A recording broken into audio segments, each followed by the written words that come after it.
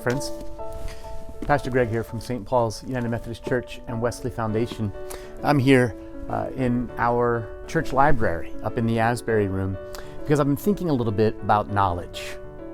You know, we've been talking so much this month about questions, about all the questions that are a part of our faith, that aren't just like a sign of a weakness of faith, but actually are a sign of like a strength of our faith. That when we're asking, we're sort of searching and seeking and staying humble and curious, and there's something really holy about that.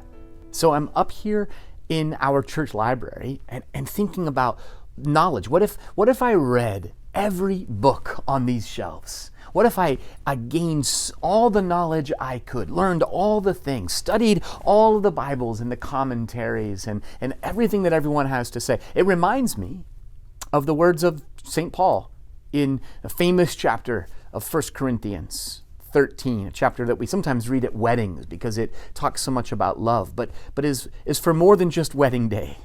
It speaks to the rest of our lives, I think, in beautiful and powerful ways. In the beginning of that chapter, Paul says that if I gain all the knowledge, if I understand all the mysteries, but I don't have love, then I'm nothing. And later in that chapter, he says that it's sort of like we're looking into a dim mirror or a dark glass for now, that one day we'll see face to face, but for now, things are obscured. It's harder to see. And so we live with our questions.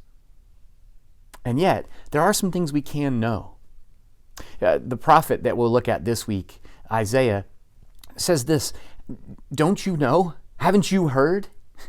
and I want to say to the prophet, how can I know?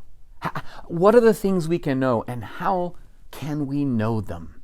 That's what we're going to be talking about as we finish our series on good questions this week. We're just going to be asking the question, how do we know? We would love for you to be a part of this journey with us, to ask these questions with us, and to be curious alongside of us, because when we are gathered together at the table, as we will be in our worship services this week, sharing together in communion, then we can learn from one another and be blessed from one another, know one another, and be known by one another. And I think that's the kind of knowing that leads to beauty, to truth, to abundant life.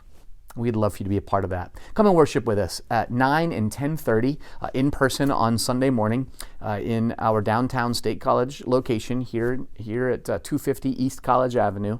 Or if you're not in the area, or you're going to be traveling or not able to get here for any particular reason, we would love to have you join us online. We live stream our 10:30 worship service. And so you can catch that on our YouTube channel live at 10:30 or anytime after that.